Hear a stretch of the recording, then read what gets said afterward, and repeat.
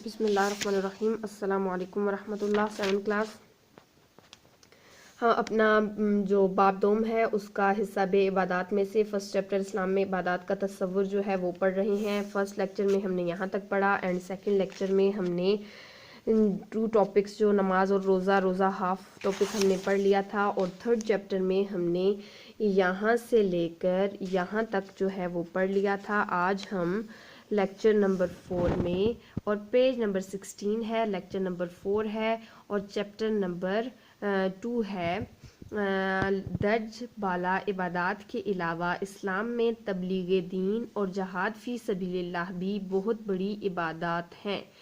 यानी कि ज़रूरी नहीं है कि जो ऊपर इबादात बयान की गई हैं, यानी कि नमाज, रोज़ा, हज, ज़कात वग़ैरह वो ही इबादात हैं, बल्कि इनके अलावा भी अगर इंसान अल्लाह ताला के दीन को फैलाता है और अल्लाह ताला की राह में जहाद करता है, तो ये 2 चीज़ें भी बहुत बड़ी जो हैं वो इबादात हैं।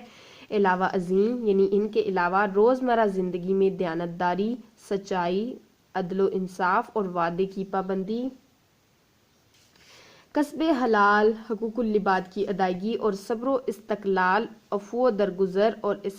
इसारो कुर्बानी से काम लेना भी इबादत है। यानी कि इसके अलावा अगर हम इबादात को देखें, जैसा कि मैंने इस चैप्टर के शुरू में भी कहा था कि इबादात का जो दायराकार है वो बहुत ज़्यादा वसी है, तो अब हम इसी को डिस्कस कर रहे हैं कि अगर इसके अलावा हम बात करें इन 4 जो नमाज, रोज़ा, ज़कात, हज वगैरह, इनके अलावा अगर हम बात करें इबादात क्या हैं, तो इनमें रोज़मर्रा ज़िंदगी में दयानतदारी यानी कि हर काम ईमानदारी से करना, इसी तरह सच्चाई यानी कि हमेशा सच बोलना, अदलो इंसाफ से काम लेना, अगर आपने वादा किया है तो वादे की पाबंदी करना, और हलाल रिज़्क कमाना, अल्लाह ताला के जो बंदे हैं उनके हकूक़ पूरे करना यानी कि खिदमत खुल्क करना, यानी कि मखलूक की खिदमत करना, सब्र इस्तकलाल यानी कि सब्र रखना, और किसी भी काम पर यानी कि अल्लाह ताला का जो दीन है उसमें इस्तकलाल लाना यानी कि किसी भी मुश्किल में अपने दीन को ना छोड़ना, और इसी तरह अफ़ू दरगुज़र यानी कि किसी की गलतियों को माफ़ कर देना, और इसार यानी अपने आप पर दूसरों को तरजीह देना और दूसरों के लिए कुर्बानी देना, ये सब चीज़ें भी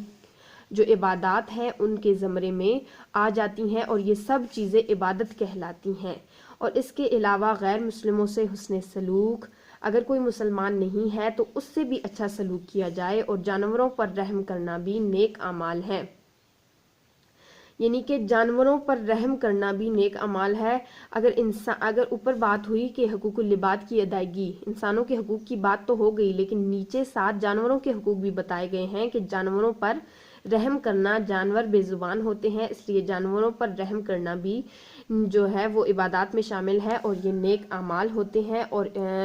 इबादात के ज़मरे में आते हैं। अपनी ज़िम्मेदारियों को खलूस नीयत और पूरी मेहनत से अंजाम देना भी इबादत है, यानी कि हमारे ज़िम्मे अगर कोई किसी ने काम दिया है तो हम उस काम को खलूस नीयत से और पूरी मेहनत से अगर सरअंजाम देते हैं तो वो भी इबादत है। गर्ज़ कोई भी काम जो अल्लाह ताला की रज़ा के लिए किया जाए, नबी अकरम सल्लल्लाहु अलैहि वसल्लम के उसवे हुस्ना को सामने रख कर किया जाए, तो ऐन इबादत होती है।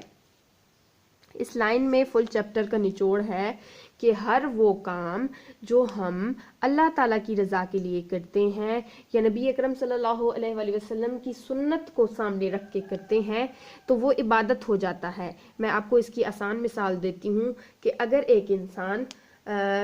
पानी पीने लगा है और पानी पीने से पहले वो बिस्मिल्लाह पढ़ता है, और सुन्नत के मुताबिक बिस्मिल्लाह पढ़ते हुए पानी को 3 सांसों में और बैठकर जो है वो पीता है पानी को, तो इस तरह उसने सुन्नत अदा की, और सुन्नत अदा करने से पानी उसने अपने लिए पिया है, अपने उसके पेट में जाएगा, लेकिन उसने सुन्नत पूरी की, बिस्मिल्लाह पढ़ा, 3 सांसों में पानी पिया, इस तरह बैठकर पिया, तो ये सब चीज़ें करने की वजह से उसका पानी पीना भी वो क्या हो जाएगी, इबादत हो जाएगी। इस लाइन में वही बात बयान की जा रही है, कोई भी काम जो अल्लाह ताला की रज़ा के लिए किया जाए, ये नबी अकरम सल्लल्लाहु अलैहि वसल्लम की सुन्नत यानी कि उसवे हुस्ना जो ज़िक्र अकरम सल्लल्लाहु अलैहि वसल्लम ने हमें करके दिखाया है,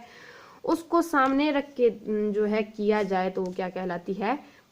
एन इबादत कहलाती है। इस तरह से हमारा ये चैप्टर हुआ कंप्लीट।